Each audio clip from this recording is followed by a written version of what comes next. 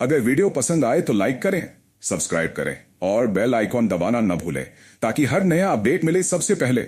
Chart की भाषा और ट्रेंड को समझना दोस्तों, जैसे हिंदी, इंग्लिश, गुजराती, मराठी लैंग्वेज होती है, उसी तरह चार्ट की भी एक लैंग्वेज होती है।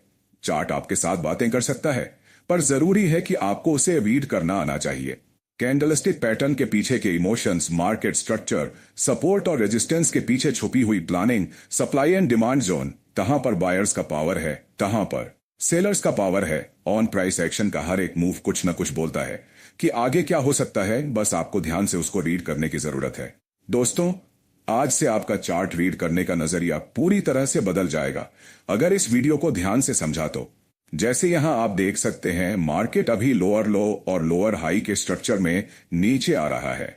यहां डाउन ट्रेंड है, तो आपको सिर्फ और सिर्फ सेलिंग की अपॉर्चुनिटी फाइंड करनी है। नेक्स्ट हम देखें तो प्राइस धीरे धीरे ऊपर की तरफ मूव करने लगता है और आगे जाकर एक साइडवे रेंज में मार्केट स्टक हो चुका है। दोस्तों, पहले यहां डाउन ट्रेंड था, फिर मार्केट में हमें हायर हाई और हायर लो की फॉर्मेशन मिली। मतलब यहां एक मिनी अप ट्रेंड की शुरुआत हो चुकी है, लेकिन अभी भी प्राइस ने इस रिसेंट स्विंग को ऊपर की तरफ ब्रेक नहीं किया। अगर यह मिनी अप ट्रेंड इस स्विंग को ब्रेक करके ऊपर की साइड जाता है, तभी हम इसको प्रॉपर अप ट्रेंड कंसीडर कर सकते हैं। लेकिन फिलहाल तो यह on and over down trend ही है। लेकिन हम यह मिनी अपर ट्रेंड को भी इग्नोर नहीं कर सकते, इसलिए हम यह 2 पॉइंट को टच करके एक स्मॉल ट्रेंड लाइन ड्रॉ कर देंगे, जो कि आगे ब्रेक भी हो चुकी है। अगर आप supply zone and demand zone देखें तो प्राइस को नीचे आने में सिर्फ कुछ कैंडल का टाइम लगा, लेकिन ऊपर जाने में बहुत सारी कैंडल का टाइम लगा। मतलब इस जगह पर अभी सप्लाई ज्यादा है। सप्लाई ज्यादा है तो संभावना रहती है कि प्राइस नीचे गिरे। लेकिन चाहे कुछ भी हो, अभी तो मार्केट साइडवे रेंज में है, इसलिए कोई भी ट्रेड लेने में हमें पॉइंट्स का मूवमेंट आ गया नीचे की तरफ। इस जगह पर आपके दिमाग में 2 चीजें होंगी। सबसे पहले अफसोस होगा कि यहां एंट्री कर ली होती तो यह बड़ा मूव मिल जाता, और दूसरा फोमो होगा कि आगे प्राइस और नीचे गिरे, उससे पहले मैं सेल में एंट्री कर लूं।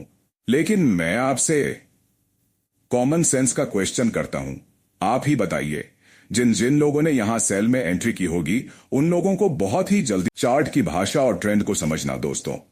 जैसे हिंदी, इंग्लिश, गुजराती, मराठी लैंग्वेज होती है, उसी तरह चार्ट की भी एक लैंग्वेज होती है। चार्ट आपके साथ बातें कर सकता है, पर जरूरी है कि आपको उसे रीड करना आना चाहिए। कैंडलस्टिक पैटर्न के पीछे के इमोशंस, मार्केट स्ट्रक्चर, सपोर्ट और रेजिस्टेंस के पीछे छुपी हुई planning, supply and demand zone, कहां पर बायर्स का पावर है, कहां पर सेलर्स का पावर है। ऑन प्राइस एक्शन का हर एक मूव कुछ न कुछ बोलता है कि आगे क्या हो सकता है, बस आपको ध्यान से उसको रीड करने की जरूरत है। दोस्तों, आज से आपका चार्ट रीड करने का नजरिया पूरी तरह से बदल जाएगा अगर इस वीडियो को ध्यान से समझा तो।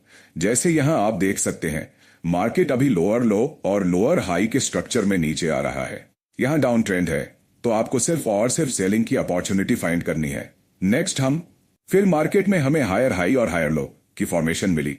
मतलब यहां एक मिनी अप ट्रेंड की शुरुआत हो चुकी है, लेकिन अभी भी प्राइस ने इस रिसेंट स्विंग को ऊपर की तरफ ब्रेक नहीं किया। अगर यह मिनी अप ट्रेंड इस स्विंग को ब्रेक करके ऊपर की साइड जाता है, तभी हम इसको प्रॉपर अप ट्रेंड कंसीडर कर सकते हैं। लेकिन फिलहाल तो यह on and over down trend ही है, लेकिन हम यह मिनी अपर ट्रेंड को भी इग्नोर नहीं कर सकते, इसलिए हम यह 2 पॉइंट को टच करके एक स्मॉल ट्रेंड लाइन ड्रॉ कर देंगे, जो कि आगे।